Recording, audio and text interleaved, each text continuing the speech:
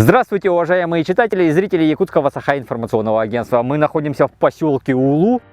В 2014 году дизельную электростанцию дополнили солнечными панелями. Это стало экспериментом, который доказал, что солнечной энергетики в Якутии быть. Давайте разберемся и узнаем, что такое возобновляемые источники энергии и есть ли у них будущее в республике. Тут видите солнечную станцию. Ее образовали в 2015 году, чтобы помочь дизельной энергоустановке снять нагрузку. Нас тут работает 8 человек, работа хорошая, зарплата тоже хорошая, коллектив весь хороший. Вообще, как она работает? Солнце светит, и вот эти панели, они создают ток, все проходит по кабелям на конвертер. Там преобразовывается напряжение и подается на общую шину. И от общей шины с дизель установки все передается населению. А насчет облаков коэффициент падает. В хороший день, солнечный день, он выдает примерно 20 киловатт. А на дизеле сколько выдается? А на дизеле эти же 20 киловатт снимает нагрузку с дизель установки. Так, а мощность самой станции? Мощность самой станции у нас 650 киловатт, это общее. Есть 5 станций. 3 станции по 100 киловатт, одна 200 киловатт и 60 киловатт 5. Солнечные панели обслуживаются таким способом, что зимой у нас прочищается снег, а в летнее время очищается от пыли. Еще хочу сказать, угол наклона меняется в зимний период и летний период. Например, в зимний период угол наклона становится прямым, вертикальным, а в летнее время более горизонтальным, чтобы солнечный свет под прямым углом попадали на панели. Иван Иванович, расскажите, пожалуйста, когда была станция введена как гибридная? Сколько мощности, кого обслуживаете? Она была введена в 2016 году, а мощность у нее 25 киловатт, обслуживает поселок Верхний Унгу. Ну, немножко сейчас, конечно, у нас поселок возрос, мощность изменилась, не хватает немножко накопителя. Она солнечно идет с накопителем, накопитель накапливает энергию и постепенно дает. Насколько заряда хватает? Заряда хватает в общем на 8 часов. Если это хорошее солнце, заряд, когда проходит полностью, 8 часов. А вообще солнечных дней много?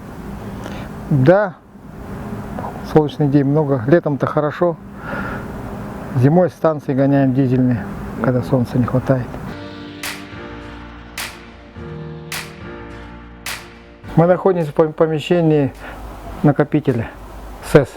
Заряд аккумуляторов происходит, и вот инвентора вырабатывают с постоянки на переменку переходят и дают поселок энергию. А вообще мощность дизеля какая вместе с электростанцией солнечной? Ну, у нас 2 дизеля, один основной и другой аварийный, ну как запасной. ДГ-1, он идет 24 киловатта мощностью, а ДГ-2 18. Ну, в принципе, хватает, потому что в основном заводим их в зимний период.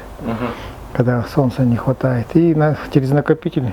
А станция была сразу построена как гибридная? Да, она была изначально построена как гибридная. И может работать и на солнечной, от солнечных батарей, и от дизеля. Гаврил Николаевич, расскажите, пожалуйста, когда начался эксперимент с солнечными и гибридными электростанциями, какой опыт получен и какие планы на развитие дальнего? Ну, вообще в Саха-Энерго, да, у нас уже колоссальный опыт накопился по использованию возобновляемых источников энергии. Самая первая солнечная станция у нас была введена в поселке Батамай в 2011 году. Вот, посчитай, уже больше 11 лет мы занимаемся этим, уже знаем все плюсы, минусы, какие есть характеристики, там, слабые, сильные стороны всех этих объектов и оборудования. Мы вообще сегодня эксплуатируем 24 таких объектов, это по всей Якутии. Да. Вот в этом году мы уже ввели еще одну большую станцию в Верхоянске, в городе Верхоянске, с помощью наших инвесторов. Также в этом году до конца года мы должны еще в Момском районе 4 таких автоматизированных гибридных станции ввести. В целом у нас получается выработка где-то 2,5 миллиона киловатт-часов. Ну, с вводом этих гибридных установок мы считаем, что эти цифры будут существенно выше. Сейчас в поселке Табалах, который мы ввели в прошлом году, автоматизированная гибридная электростанция, уже экономит топливо. Например, сегодня днем она работает только от солнечной генерации. И общий процент экономии днем в летнее время достигает до 70%.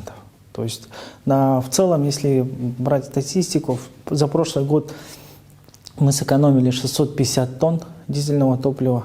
С введением новых объектов генерации этот объем будет существенно выше. Покрывает ли строительство новых солнечных панелей именно стоимость дизеля? Вот за сколько лет примерно? Ну, на самом деле, да, действительно, вот реализация энергосервисных контрактов показала, да, мы в результате реализации этих энергосервисных контрактов должны построить на территории Якутии 72 объекта. Вот. При этом эти средства вкладывают инвесторы, то есть за свой счет. Они посчитали, что за счет снижения расхода топлива они могут окупить свои затраты в течение 10 лет. То есть Сахаэнерго ни рубля не вкладывает, они полностью за свой счет строят этот объект, и мы им платим за счет экономии топлива. Сколько сэкономили, столько и платим. Они считают, что это очень выгодно, и нам это тоже очень выгодно. Ну, получается, та электростанция уже идет в плюс, который первый год. Да, совершенно верно. Планы модернизации есть, и почему? Вот, потому что ДЭС-УЛУ, оно без накопительной системы. Сколько вот будет модернизировано именно с накопителем? Потому что это гораздо удобнее, чем без.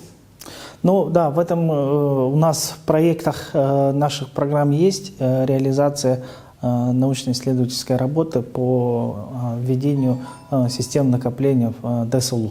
Мы в следующем году эту работу начнем, и в следующем году эту же работу закончим. Мы вообще уже знаем, как лучше сделать, как это сделать, технические требования, технические задания. Все у нас уже, уже тиражируется на основе типовых наших дизельных станций. А какой приоритет? Это будут у нас северные, арктические районы для выработки солнечной электроэнергии или центральные? Ну, на самом деле, наш опыт показывает, что везде солнечная генерация очень хорошо себя показывает. У нас есть и на Крайнем Севере, да, вот такие как Батагай, там на полюсе холода, Ючугеи, допустим, да, в Иике есть в Оленёкском районе. То есть во всех уголках нашей Якутии они все показывают очень хороший результат.